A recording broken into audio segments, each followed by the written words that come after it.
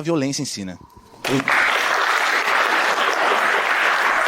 O próximo tema é corrupção e impunidade. A pergunta a ser debatida é: como o sistema político brasileiro deveria combater a corrupção? Bom, eu sou Josias, ou Jobson Negri, como está no Instagram. Eu sou empresário atualmente, né, acadêmico de direito também. Acredito que eu posso contribuir muito com esse tema, porque é um tema muito latente. Está muito comum a corrupção nesse momento no nosso Brasil, né? Então eu acredito que eu posso contribuir tanto cientificamente como didaticamente. Beleza. Você tem 5 minutos. Muitos dos temas que a gente está tratando aqui, acho que tem a ver com as raízes do nosso sistema socioeconômico, e acho que fica praticamente utópico falar de acabar com a corrupção num sistema político onde o poder financeiro se converte automaticamente em poder político. E mostrar a hipocrisia da direita ao falar desse tema, quando na prática política eles estão apoiando orçamento secreto, eles estão apoiando PEC da blindagem, eles estão apoiando financiamento privado de campanha e por aí vai. Então, gente, eu sou o Kevin, eu sou metalúrgico, trabalho na Moca, e assim como muitos companheiros se propuseram a trazer uma perspectiva histórica, o meu diferencial para esse debate seria: a esquerda está acostumada muito a ficar só na negação. Então eu daria exemplos práticos, propostas positivas para que se combata a corrupção de fato. Em todo esse cenário de as mesmas famílias governarem o Brasil há 500 anos e tudo isso ser a maior responsabilidade por toda essa corrupção e por como se configura a corrupção aqui no país.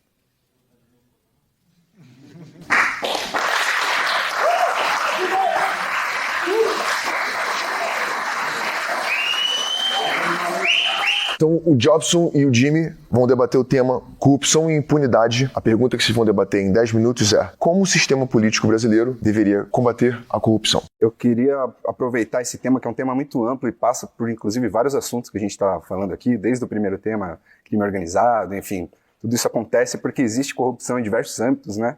Tanto no poder público quanto no poder privado, que às vezes muita gente esquece de falar, mas na verdade a corrupção se trata entre uma relação promíscua entre essas duas esferas de poder, né? E trazer para uma questão mais estrutural de lembrar que a gente não está falando isso num contexto neutro, né? A gente tem um contexto que é um sistema socioeconômico, político, que é um sistema majoritariamente de direita, né? O capitalismo é o que vigora no mundo, na maioria dos países, independente das suas diferenças. E uma das características, para além de moralismos e de idealizações, que a gente vê na prática mesmo, o que acontece no dia a dia, e acho que qualquer pessoa com o mínimo de honestidade vai concordar, é que a gente vê um sistema que permite um acúmulo ilimitado de poder financeiro nas mãos de poucas pessoas, e na prática esse acúmulo de poder financeiro ele se converte automaticamente em poder político. O que eu estou querendo dizer é que quem tem dinheiro na prática, a gente vê todo dia está acima da lei, desde o cara de Porsche que atropela por aí, até o cara que compra juiz, dono de banco, etc.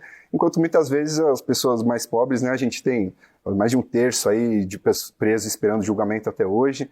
Então a corrupção na prática ela acontece desde aí a gente pode pensar no sistema eleitoral, antes dos políticos chegarem lá, um sistema privado, onde o dinheiro fala mais alto também na hora de escolher quem vai estar representando, já é uma distorção, já é uma corrupção na raiz. Depois a relação das empresas que vão estar tendo seus interesses representados, não o empresário em geral, né, mas aqueles poucos e que acumulam muito, tem o seu poder de lobby, que na prática é corrupção, muitas vezes legalizada, mas eu considero uma corrupção também, a maneira como esse lobby acontece. E depois, quando os casos vão para a justiça, etc., a gente vê isso acontecendo. Então, se a gente não conseguir discutir as raízes disso, fica difícil falar de corrupção. E na própria prática política da direita, eu vejo uma incoerência, assim, em que muitas vezes se levanta a bandeira anticorrupção, mas além de não questionar essa questão estrutural e essas raízes da corrupção, que ao meu ver está no poder financeiro, que é um poder ilimitado, na prática política os deputados que se dizem de direita, né, as bancadas da direita no Congresso do Brasil, já que a gente está falando sobre o Brasil, estão votando leis como o PEC da impunidade, como orçamento secreto para uso não transparente do recurso público e por aí vai, né? Tá. Inclusive, desculpa, só para finalizar, conseguiram corromper o próprio processo de combate à corrupção, que foi a Lava Jato, que depois a gente viu que aconteceu ali, juiz combinando sentença com o promotor, enfim. Não estou falando que não tinham corruptos ali para serem julgados, mas o jeito que fizeram foi um desperdício, inclusive, da oportunidade. Isso. Eu acho que tudo que você falou, você realmente acredita mesmo, de verdade, de fato.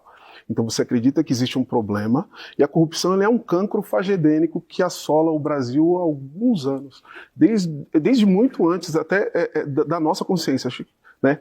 Mas o que eu acho que como deveria ser tratado a corrupção é com firmeza e contundência. Como assim? Vou explicar.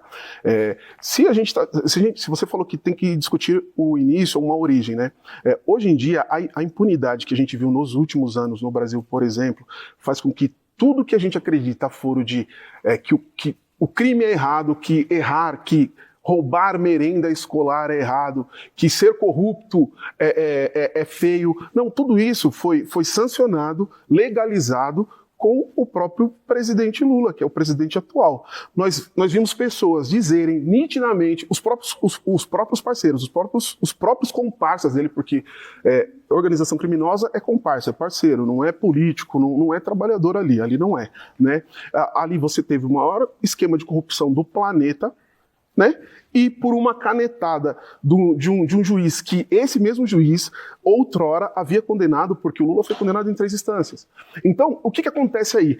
Para que haja uma severidade, primeiro ponto é político corrupto tem que ser preso.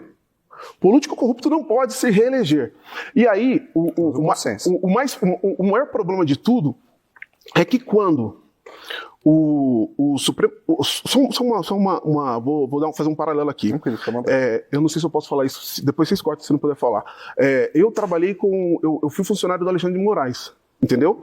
E ele sempre foi histriônico, né? Em 2005, ele mandou 2.300 pessoas embora da Fundação Casa e pessoas se suicidaram. Ele sempre foi histriônico. Entende? E, obviamente, hoje, quando eu vejo que você querendo combater corrupção e você não fala contra isso de forma contundente, porque às vezes é um viés da sua bandeira, do seu presidente, né? O meu presidente também, porque o Lula, ele é presidente do Brasil, tá?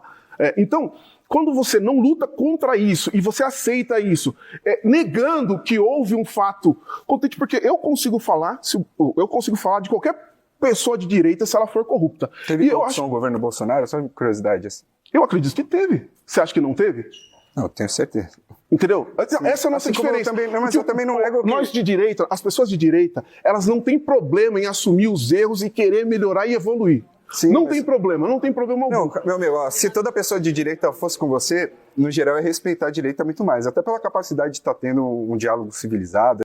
Lead Lovers. Escaneie o QR Code. Pode cut.